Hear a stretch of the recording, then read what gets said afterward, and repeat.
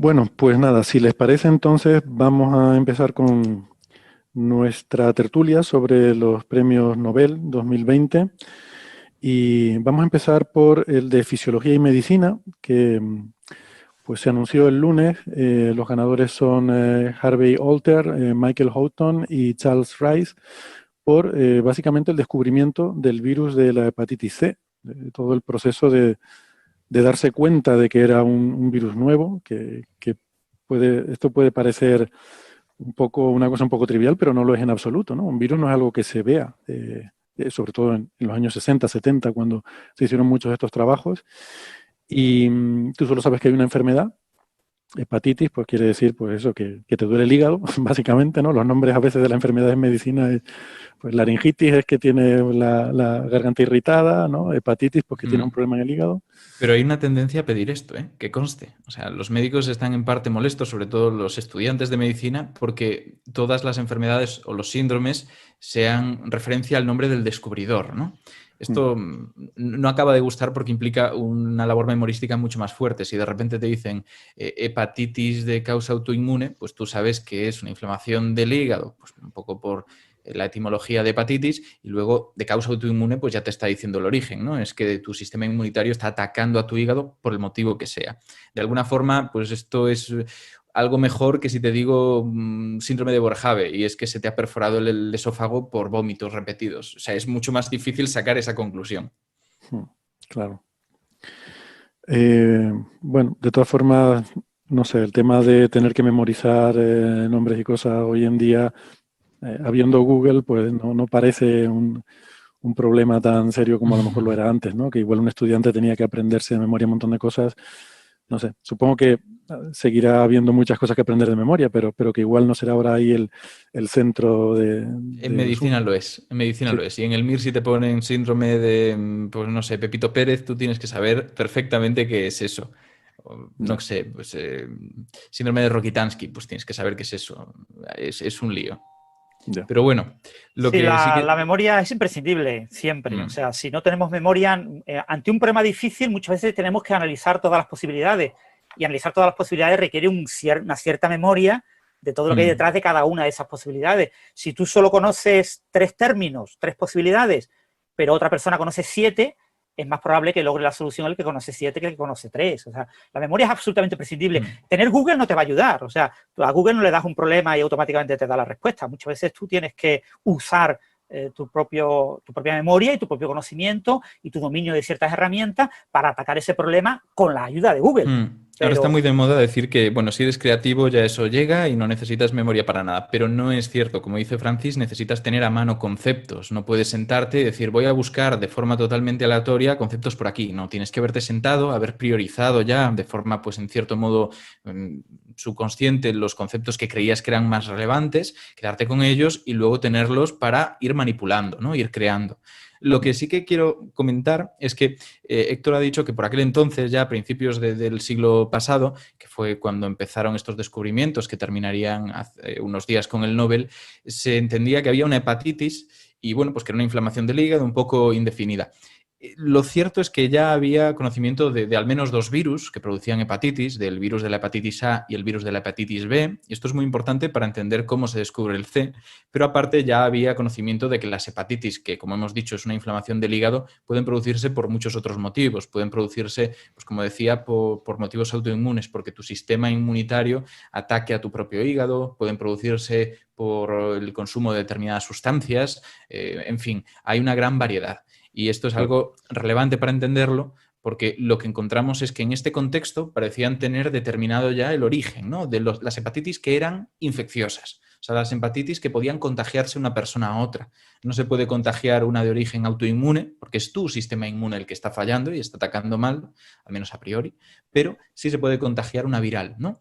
De esta Mm. forma, al conocer la A y la B, ellos sabían que, por ejemplo, la hepatitis A, que era pues, un virus concreto, un picornavirus, se podía contagiar sobre todo por vía feco-oral, ¿no? Es por falta de higiene en determinadas conductas, no una falta de higiene que digas que guarro es esta persona, sino cosas medianamente normales. No te lavas del todo bien la mano después de ir al baño y eso acaba contagiándose. Evidentemente, zonas deprimidas donde hay falta de higiene y falta de agua, pues tenía todavía muchísima más prevalencia este tipo de enfermedades. Pero por otro lado Esa es la hepatitis esta, perdona Ignacio, que solemos ver en sitios sobre todo en zonas de desastre, ¿no? O en zonas muy deprimidas del tercer mundo, donde las condiciones de salubridad son muy, muy bajas, ¿no? Sí, sí, Esa sí. es la... Esta Vale, es la... Tiene una mortalidad muy baja. Sí, vamos poniendo un poco el perfil de cada una para entenderlas. Tiene una mortalidad relativamente baja, más o menos pues una de cada 200 personas que la contraen acaban muriendo. Y esto, claro, es una estadística teniendo en cuenta que muchos sitios no tienen el tratamiento adecuado, ¿no? Pero aparte, hay que entender que es una hepatitis que parece que esto es malo, pero en realidad en medicina a veces es bueno. Muestra síntomas muy de golpe. Esto lo hemos visto con el coronavirus recientemente. El hecho de que esté mucho tiempo latente, sin mostrar síntomas, hace que sea más difícil de diagnosticar y, por lo tanto, de prevenir. Pues en el caso de la hepatitis A, no solo tiene esa baja mortalidad, sino que como se nota pronto, es fácil poner remedio, ¿no? Lo que ocurre es que no es la única. Hemos dicho que esto era un picornavirus, resulta que las hepatitis, aunque tengan el mismo nombre, lo tienen porque afectan al mismo órgano, al hígado, pero son virus de origen totalmente distintos. Por ejemplo, tenemos hepatnavirus, que es un hepatnaviridae, creo, que es la hepatitis B. La hepatitis B es bastante diferente. Por un lado, la mortalidad es mayor, es del orden de 2 o 4 veces superior a la hepatitis A. Pero es que además la forma de contagio es muy distinta. Esta es forma de contagio sobre todo sexual, por fluidos, y por vía parenteral. Esto significa por sangre, por pinchazos, por una mala transfusión. Por todos estos motivos, alguien que tuviera en sangre o en fluidos la hepatitis B podría contagiártela. Como vemos, ya eso es distinto. De hecho, es más difícil que se contagie porque no estás constantemente exponiéndote a fluidos de otras personas de esa manera. Sí que estás más frecuentemente pues, asociado a eso, a contagio fecoral en principio. Pero lo que hay que tener en cuenta es que en este caso el debut, que se llama la enfermedad, es más insidioso, tarda más en aparecer. Pues todo esto se ve polarizado en la tipo C, que luego hablaremos de ella, pero digamos que esto era lo que se conocía. Y se conocía hasta el punto de que se podía detectar para intentar prevenirlo, sabiendo que... Perdona, tanto el A como el B se podían detectar en análisis de sangre. Se podían detectar en análisis. En principio lo que interesaba era detectar el B en análisis de sangre, porque el A no tenía contagio a través de transfusión, pero lo importante era ver si estaban presentes, ¿no? Entonces, el B es el que se estaba contagiando en principio, como digo, a través de transfusiones de sangre. Vemos un paciente que tiene hepatitis. Por lo que veo en muchos de estos papers hablan de hepatitis post-transfusión y tal, ¿no? Como que Claro. era importante que se veía que estaban produciéndose contagios de hepatitis en transfusiones, pero no estaba claro por qué, ¿no? Estaba más o menos claro, bueno, al principio evidentemente no se sabía, pero cuando se detecta el virus B ya dicen, vale, pues es que aquí hay un hepatnavirus que está produciendo este tipo de patologías. Y como entienden cuál es el virus, pueden pues más o menos analizarlo, aislarlo, son capaces de crear técnicas que lo detecten, ¿no? Técnicas pues de procesos inmunitarios, por decirlo así. Al final creas anticuerpos que son específicos contra el virus y que lo van a detectar como si fuera una bala mágica que va, bueno, bala mágica tiene un concepto muy clave en farmacología, me distancio de eso y hablo de una bala que persigue a aquel que intentes disparar. Es un poco lo que harían estos anticuerpos. Lo que ocurre es que de repente se dan cuenta de que a pesar de poder detectar a los pacientes que estaban infectados del virus de la hepatitis B y apartar su sangre, intentar no hacer transfusiones de estas personas, a pesar de que creían que estaban limpias ya las bolsas que estaban transfundiendo de sangre en los hospitales, seguía habiendo síndrome posttransfusional. Y esto era la gran incógnita. ¿Cómo puede ser esto posible? Tal vez se nos está escapando algo, ¿no? Tal vez estamos midiendo donde no debemos. Pues una serie de investigadores empezaron a darle vueltas a esto y entre ellos estaba pues uno de los premiados del Nobel de este año, que era Alter, que siempre con los nombres yo me confundo, soy malísimo, entonces por si acaso me lo he apuntado, pero era Alter y lo que hizo fue tomar suero de pacientes que estaban en principio infectados y que no sabía... Perdón un momento, y aprovecho esto para decir que a esto me refería yo con lo de la memoria. Evidentemente tienes que conocer pues en este caso qué enfermedades hay, qué cosas se han hecho y tal. No pretendía insinuar que eso lo pudieras buscar en Google, pero digo, por retomar aquella parte se nos quedó un poco así, sino que a lo mejor este tipo de cosas de cómo se llama esta enfermedad, pues igual eso sí es menos relevante porque eso sí que lo puedes buscar, ¿no? Pero bueno, Sí, perdona estoy por de acuerdo. El problema es en los criterios de evaluación, que todavía se basan mucho en memorística. Y es verdad que cuando tienes 5 minutos por paciente, igual conviene que te lo sepas todo de memoria, pero eso es otro problema. El tema es que lo que hicieron Alter y compañía, evidentemente no era el único trabajando en esto, fue tomar suero de pacientes que habían mostrado este síndrome post-transfusional y ver si había en ellos virus, porque al final es lo que compruebas. Dices, vamos a ver, ¿hay hepatitis virus de B o tal vez A y no la he detectado y resulta que está contagiando por sangre a pesar de que creía que era imposible? Pues lo buscan y las pruebas dan que no hay nada presente. Y esto es muy extraño, ¿no? Lo que hacen es intentar algo muy clásico. En el estudio de las infecciones humanas históricamente se ha hecho mucho porque antes de detectar la entidad de los virus, el saber que había ahí pues, unas estructuras bioquímicas complejas, bueno, complejas, nos entendemos, que eran capaces de infectar a otros seres vivos, lo que se hacía era ver si había algo, daba igual qué, ver si un fluido era capaz de replicar la enfermedad cuando se lo ponía a otra persona, fuera por el motivo que fuera. Y esto es un poco lo que hacen como aproximación inyectándoselo a chimpancés. Y quien haya seguido un poco la historia de estas investigaciones que se han llevado el Nobel puede que se haya sorprendido diciendo, ostras, estos lo hacen con chimpancés, los siguientes lo hacen con chimpancés y el último lo hace con hígados de chimpancés. ¿Qué pasa aquí? Pues resulta que la hepatitis C no es tan fácil contagiarla a otros animales como parece y por lo tanto, pues los chimpancés, por proximidad, tienen más facilidad para contagiarse, tienen receptores similares a los nuestros que permiten la interacción con el virus. Recordemos que, por ejemplo, con la investigación que se está haciendo ahora de coronavirus, los ratones en principio no son susceptibles de contraer el virus y se están teniendo que editar genéticamente para trabajar con ellos. O sea, esto es un poco una línea relativamente frecuente en virología, el tener que crear o que elegir al modelo animal sobre el que vas a trabajar por motivos de esas restricciones biológicas propias del modelo. Entonces, lo que ocurre es que consigue que ese suero, en principio, sin ningún tipo de partícula vírica ni patológica, pueda contagiar la enfermedad. Y eso le lleva a indiscutiblemente decir, aquí tiene que haber algo. Ya existía la teoría microbiológica de la enfermedad, que evidentemente recibe muchos nombres, germinal de la enfermedad y tal, pero la idea es que existen microorganismos que pueden contagiar. Pues en este caso tiene que existir un microorganismo. No sabemos si es bacteria, no sabemos si es virus, evidentemente pues al final, al principio de parsimonia, dices, conozco muchos virus que afectan al hígado de esta forma, posiblemente sea un virus, pero ahí se queda un poco lo que hace Alter, que parece poca cosa, pero es mucho. Demuestra que ahí tiene que haber algo. Lo que ahora hace falta es no solamente la base teórica para decir, deduzco por abducción que aquí, como pasa algo raro, tiene que haber una explicación y tiene que ser esta, sino encontrar la evidencia que hay detrás, la prueba, si queremos decirlo de forma más rigurosa en español, la prueba que podamos detectar y medir. Y eso es aislar el virus. A ver si he entendido. Entonces, la clave del trabajo de Alter es decir que lo que transmite esa enfermedad no es ni el virus A ni el virus B. De hecho, Hay le llama... otra cosa en esa sangre Exacto. que no es Sí, ninguno de sí. esos dos virus y transmite una hepatitis. De hecho, le llama, porque es el nombre que recibe en ese momento, que es tan, pues, un poco como una hipótesis, virus de la hepatitis no A, no B. Somos muy descriptivos otra vez, como hemos dicho, y está diciéndolo tal cual, está diciendo hay algo y no sé lo que es. Si fuera un físico lo habría llamado virus oscuro. Pues me habría gustado más, me habría gustado más. Tiene un poquito más de sofisticación, ¿no?, que lo que hacemos en medicina. Pero te acaba Pero rápidamente, hay muchos virus y rápidamente tendrías que, en fin, lo hombre, de a ver, ABC, no A, no B, no C, da más, para más juego. tenéis vuestros trucos vosotros también cuando superáis, ¿no?, un acrónimo. Entonces decís, podríais decir virus muy oscuro, ¿no? Sí, O virus exactamente. realmente oscuro.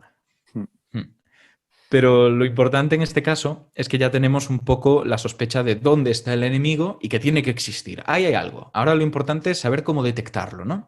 Pues tenemos que aislar lo que se suponga que hay ahí. Y eso es un trabajo un poco de prueba y error, muy largo, muy tedioso y en el que había mucha gente implicada. De nuevo, estos descubrimientos no ocurren de forma aislada, la comunidad científica, son problemas que más o menos se están planteando en general, están en el aire y mucha gente conjuntamente trabaja en ellos, ¿no? Pues tenemos a Michael Houghton, o como quieran pronunciarlo los que estén por ahí, porque evidentemente tendemos a españolizarlo todo.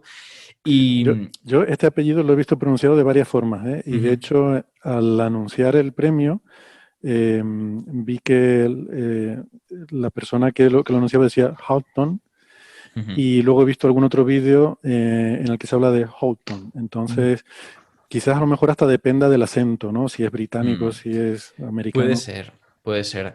Él es británico, si no me equivoco, mientras que los otros dos son americanos, pero lo importante en este caso es que por mucho ensayo y error, al final consigue aislar el virus, consigue apartarlo y además crear una técnica, por decirlo así, que no es más que encontrar unos anticuerpos específicos contra el virus que permiten detectarlo. Lo que teníamos hasta ahora, al menos, por parte de Alter, era una demostración de que existía algo en el suero, con lo que si de repente un paciente con sus transfusiones contagiaba a otro, tú sabías que de ese paciente no podías tomarle más muestras ni más transfusiones, que tenía lo que fuera. Tenías que descartar mucho y descartabas después de un primer error. Si eso, que es una cosa que se hizo en algunos sitios, podías tomar el suero de ese paciente, inyectarlo a un animal de modelo, el que fuera, en principio que fuera susceptible, y este era el gran problema, que limitaba tanto poder aplicar la técnica de esta forma, y ver si replicaba la enfermedad. Y así, antes de arriesgarte a transfundirle a nadie, descartabas la muestra. Pero esto era muy caro, muy poco eficiente. Lo que desarrolló al final Michael Houghton fue la forma de, sin una prueba previa, o sea, simplemente analizando si estaba el virus ahí, sin tener que malgastar y sin tener que poner a nadie ni a nada en riesgo, podía transfundirlo. Esto fue clave porque estamos hablando de un virus que era bastante más agresivo que el B. Es un virus que es... Es que esto es complejo porque en medicina, igual que en física, no te van a dar un dato puntual, un número, ¿no? No te van a decir, por ejemplo, es que tengo aquí la tabla porque son muchos datos de todos los virus de la hepatitis, que la hepatitis B tarda 45 días en mostrar síntomas, no, te dicen de 45 a 160, ¿no? Pues en el caso de la C, de 14, que puede ser mucho menos, a 180. Esto es un rango mucho mayor que hace mucho más complejo el diagnóstico en algunos casos. Se va a su casa y 180, pues esos son 6 meses después, ¿no? 6 meses después tiene de repente los síntomas. Lo que ocurre es que además es muchísimo más mortal. Muchísimo más mortal es que si no lo trato, cronifica en un 70% de las veces. Y fácilmente 1 de cada 4 pacientes acaba muriendo si no lo trato.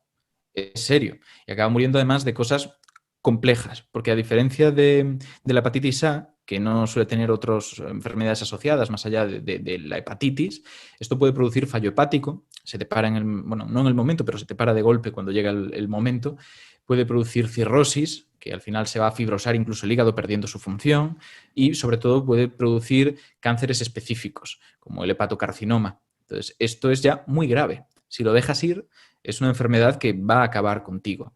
Y esa cronificación depende mucho de que lo puedas detectar a tiempo y dar tratamientos que por aquel entonces no existían. Con lo que este paso que dio Houghton para mí es posiblemente el más determinante. Es verdad que si lo entendemos en un contexto general, saber que tiene que existir algo es bueno para enfilar todos los esfuerzos de muchos equipos de investigación a detectar qué. Pero Houghton fue el que dijo, vale, lo tengo, es esto.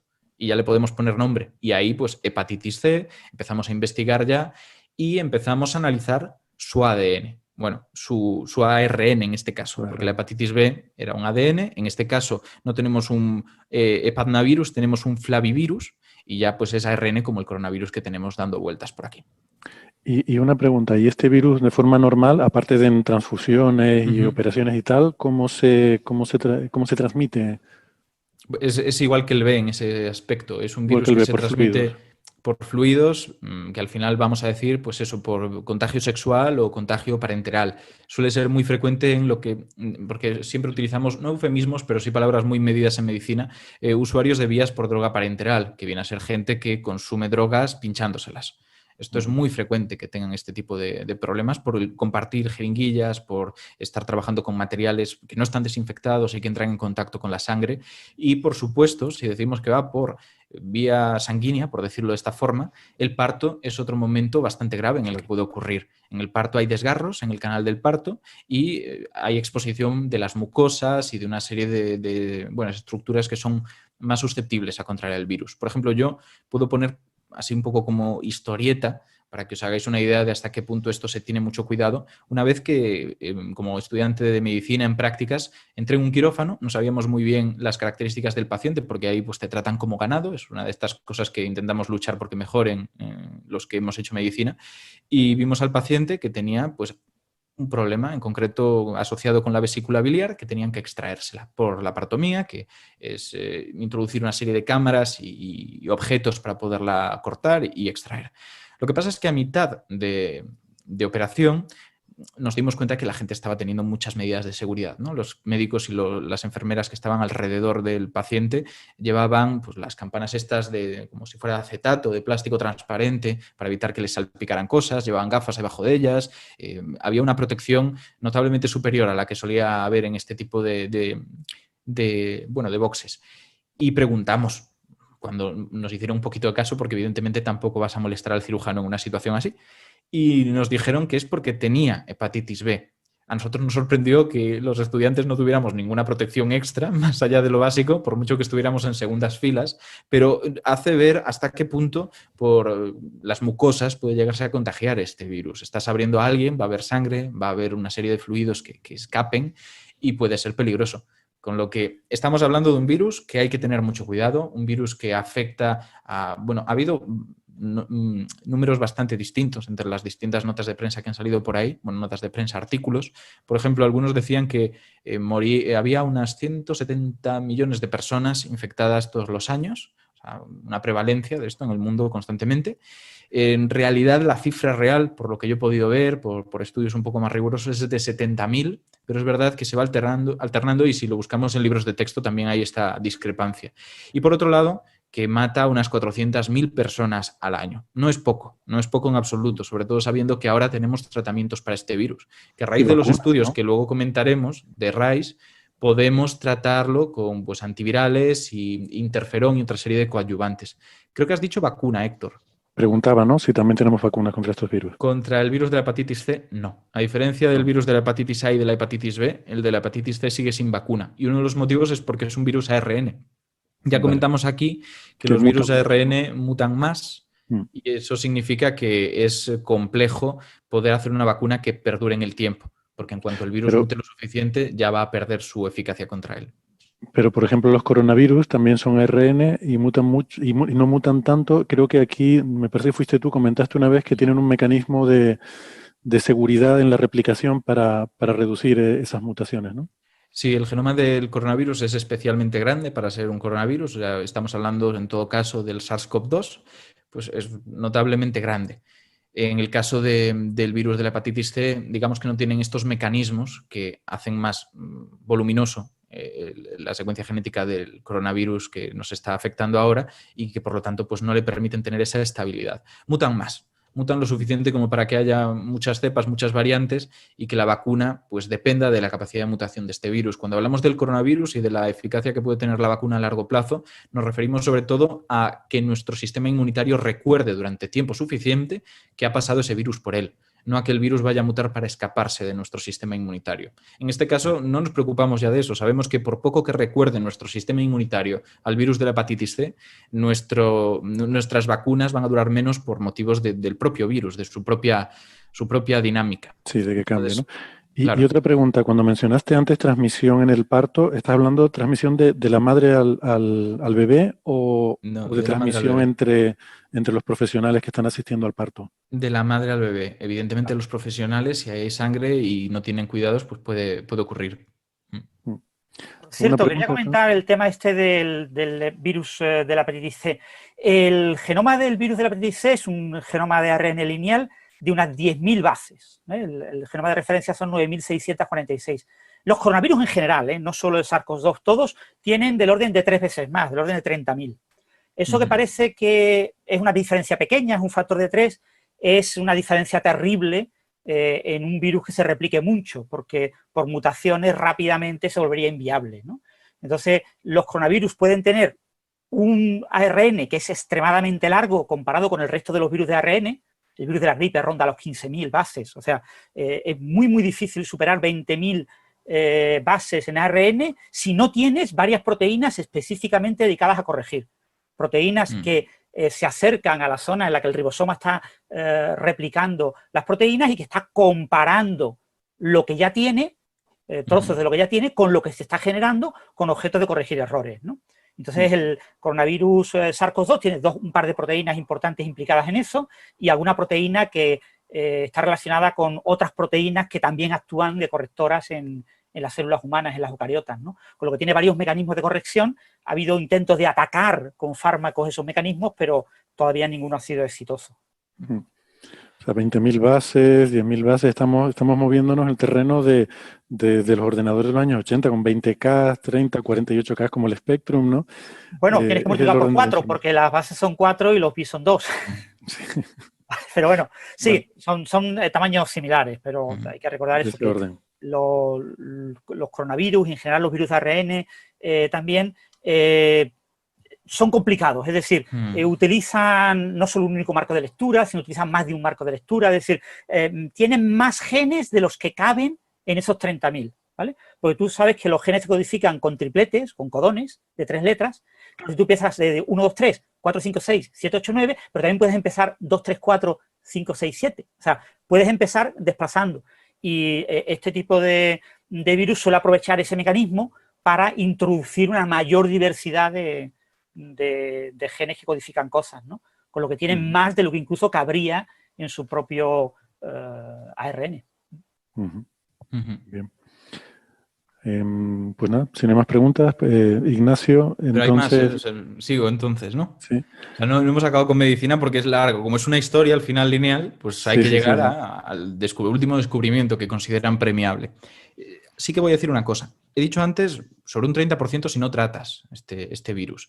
Evidentemente eso es un poco controvertido porque por suerte lo podemos tratar, ¿no? Así que es difícil decir cuánto es. Pero tratado, gracias a todas estas evoluciones que ha habido sobre la ciencia básica que se construyen, que es en parte lo que aquí se ha premiado, digamos que tiene una mortalidad muy inferior, una letalidad del 4%. Eso es unas 8 veces más que el virus de la hepatitis A, pero sigue siendo relativamente bajo comparado con esto. Aún así es un virus que hay que tener cuidado. Lo que ocurre es que para poder asociar el virus que ya se había aislado y se había detectado, que lo había hecho Michael Hutton, con la enfermedad en sí, hay que dar más pasos. Es una relación causal compleja. Ya habíamos visto al principio que cogiendo todo el suero y transfundiéndolo, producíamos la enfermedad, ¿no? La replicábamos, pero en el suero hay más cosas. Y para decir el virus causa tal, tú tienes que saber que el virus es necesario y suficiente para causar la enfermedad. Esto en medicina es muy clave, porque hay muchas enfermedades que son multifactoriales. Se deben al contexto, se deben a determinadas sustancias que hay en el aire y luego, pues tal vez que expuesto en esas condiciones puedas contraer el microorganismo. Por ejemplo, hay algunos microorganismos, sobre todo hongos, que no afectan a personas inmunocompetentes. Afectan a personas que ya tienen una depresión de su sistema inmunitario. De tal modo que esto hay que entenderlo. Pues ¿qué se hace? Se toma ese suero donde supuestamente está el virus, se aísla solamente ese virus, solamente él, y se inyecta, se infecta con él a determinados tejidos. En este caso, que esto es lo que hizo Rice, en hígados de chimpancé. Esto demuestra que hay una causalidad muy directa y de una sola causa, por decirlo al final, entre el virus y la enfermedad. Y fue la clave, fue el decir, ya está, a partir de aquí ya lo tenemos todo claro, no solamente hay algo en la sangre, sabemos que es ese algo y sabemos que por sí solo puede producirlo. Y por lo tanto sabemos cómo tenemos que enfrentar nuestras líneas de investigación contra el virus. Imaginemos que hubiera sido multifactorial, como hemos dicho que son algunos hongos. Si se debe a que tiene que haber una inmunodepresión, tratarlo ya es más fácil, porque sabes cómo tratar esas causas secundarias, que son necesarias en sí mismas. En este caso era algo totalmente nuevo y te hace ver por dónde tienen que ir los tiros a partir de ahora. Lo que sí que ocurre es que esto no es todo lo que hizo.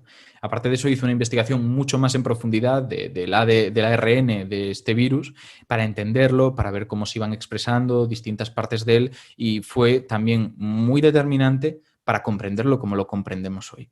Porque al final los virus, por suerte, son relativamente sencillos en comparación con otros sistemas, no voy a decir vivos, pero otros sistemas bioquímicos que codifican también información y por lo tanto podemos sacar un poco más de deducciones de la información básica que podemos leer de ellos. Entonces, digamos que fue bastante importante como conocimiento teórico sobre el que seguir construyendo.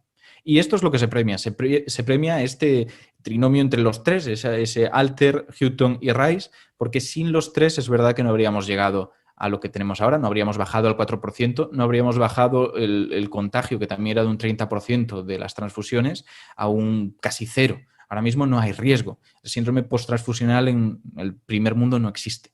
Y eso es una cosa que te cuentan casi como algo histórico. Te suelen decir lo de las transfusiones, pero luego está el truco, que en la vida real ya no pasa y tienes que tenerlo en cuenta.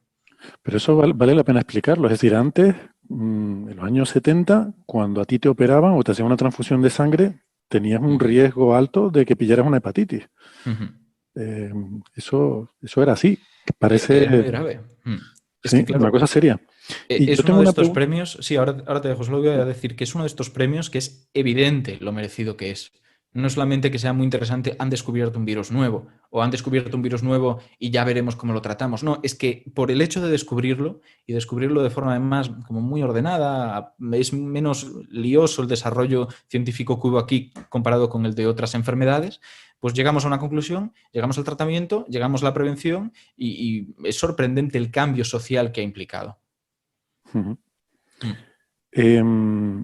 En este caso, además, el comité ha valorado que, pues sabes que el premio Nobel se puede repartir a un tercio, un tercio, un tercio, o se puede dar la mitad a uno y luego la otra mitad, dividirla a su vez entre otros dos y tal. En este caso, lo ha repartido de forma equitativa entre los tres, ¿no? Dando a entender que, a juicio del comité, las tres contribuciones son igualmente relevantes en todo el contexto de lo que es entender esta enfermedad, ¿no? Esto Y siempre es espinoso, ¿no? Porque, ¿qué elegimos? ¿A uno sobre el resto? a Sí, en veces se cierto hace, modo, ¿no? sí. Claro, no, sí. Y de hecho, luego hablaremos, porque en el caso del de físicas se hizo. Roger Penrose tiene una mitad y luego la otra mitad está dividido entre el resto de laureados. En este caso, yo lo que creo que sí que hay que remarcar mucho es que, en cierto modo, es subjetivo, ¿no? Cómo se dan estos premios. Yo puedo decidir darle a Houghton la mitad y también tendría razón, porque fue un salto bastante importante en esta Mm. historia. Lo que pasa es que al final también nos estamos dejando fuera mucha más gente. Houghton de esa forma quedaría muy por encima del resto, pero no solo del resto, sino de todos los que están fuera del premio, que son muchísimos. O sea, hay mucha gente, no solo sus equipos, sino otras líneas de investigación, que gracias a ellos estamos donde estamos. El descubrimiento de la ribavirina y de su combinación con el interferón para empezar a tratar la hepatitis C, a mí también me parece tremendamente relevante. Es más, me sorprende que no se le dé a ellos, pero por el hecho de que es mucho más aplicado. A mí me gusta la ciencia básica, bastante más que la aplicada, porque me parece más interesante. A mí, egoístamente, de ponerme a leer y descubrir cosas, me gusta más. Pero yo entiendo que el comité, sobre todo por la intención que tenía Nobel al principio, pueda tener cierta tendencia a premiar más lo aplicado. En este caso me sorprende porque es eso, nos quedamos en lo básico, que me parece maravilloso, o sea, no voy a discutirlo en ningún momento, pero sí que es verdad que nos dejamos fuera a muchísima, muchísima gente cuya aportación fue igual de relevante para vivir en el mundo que vivimos hoy, donde la hepatitis C, en el primer mundo, es algo residual, algo absolutamente marginal, no socialmente marginal, sino que ocurre pocas veces. Mm. Esto, bueno, luego podemos entrar más en este debate a la hora de reflexionar sobre los premios en general, pero yo creo que sí que deberíamos dejar claro que esto siempre es injusto. Es decir, estos premios seleccionan como máximo a 3 por categoría y siempre es injusto porque cualquier descubrimiento, avance, trabajo suficientemente importante como para llevarse este premio tiene muchísima gente detrás. Para empezar, los equipos de toda esta gente, que son equipos grandes, y luego mucha otra gente que ha hecho trabajos previos o paralelos u otras contribuciones, ¿no? Y seguramente seguiremos hablando más de esto. Y que además tampoco quiere decir que sean, o sea, los ganadores de los premios Nobel no son los mejores científicos, ni los más listos, ni los mejores investigadores, ni los más dedicados, ni los más apasionados, no es nada de eso. Es gente que ha hecho descubrimientos por la razón que sea, que estas cosas siempre suele haber mucho de casualidad, y no es que no sean merecidos, siempre lo son, pero, pero que se deja mucha gente detrás, ¿no? Es lo que, por incidir en lo que tú decías, Ignacio. Yo creo que podemos volver a retomar esta discusión más adelante, pero yo tenía antes una pregunta un poco tonta sobre esto. Claro. Y me gustaría hacerla, igual es una tontería, entonces, y como suele pasar, las preguntas tontas son difíciles de responder, así que siéntete libre de decir, eso es una tontería y pasamos de tema. Vale. ¿Por qué el hígado es un órgano tan susceptible a ser infectado por virus comparado con otros órganos? Quiero decir, no vemos infecciones víricas de, yo qué sé, del corazón o del páncreas o de los riñones. Bueno, los riñones a veces sí, pero no sé, ¿hay algo en el hígado que lo haga particularmente susceptible a infecciones víricas? Pues la verdad es que no te sé dar una respuesta con la que me quedaría satisfecho. Te puedo decir algunas cosas puntuales que he leído, pero no tengo una respuesta clara. Sí que te puedo decir que sí existen virus que afectan al corazón. Lo que pasa es que, claro, son menos llamativos. El hígado tiene una característica que es importante y es que por él pasa toda la sangre que encuentras en el cuerpo. O sea, va a haber un paso hepático muy claro porque va a intentar detoxificar.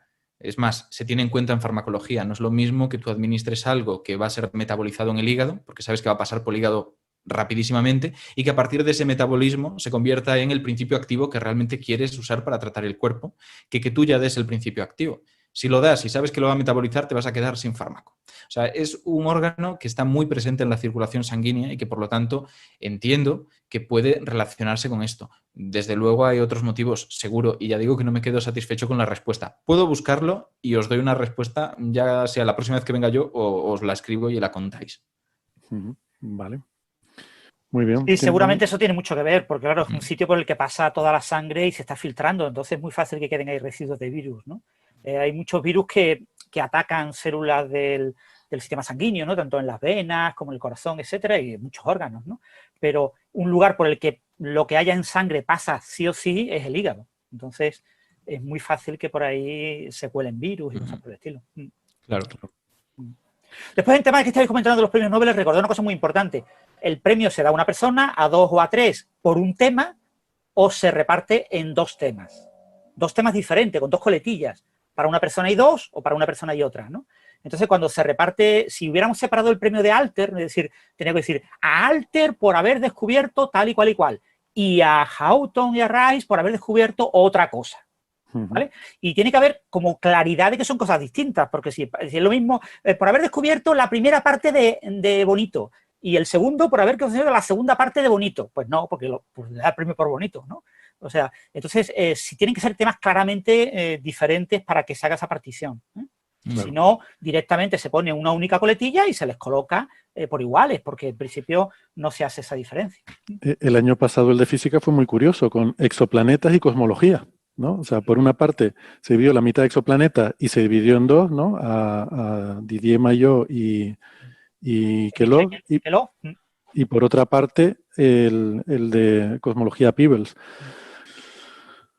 Hombre, a veces no entendemos que este tipo de temas de detectar un virus hace 50 años es infinitamente más complicado que en la actualidad. O sea, en la actualidad es una cosa, secuenciar un virus se secuencia en pocos días, se detecta el virus como causa de una enfermedad en días. Todo ese tipo de cosas que hace 50 años pues, requerían una vida, una investigación de muchísimos años y que siempre tenías la duda de si lo habías hecho bien o no, hoy en día se hacen en tiempos mucho más cortos. Mucho más rápido, sí. Muy bien. ¿Te llegó algo, Ignacio?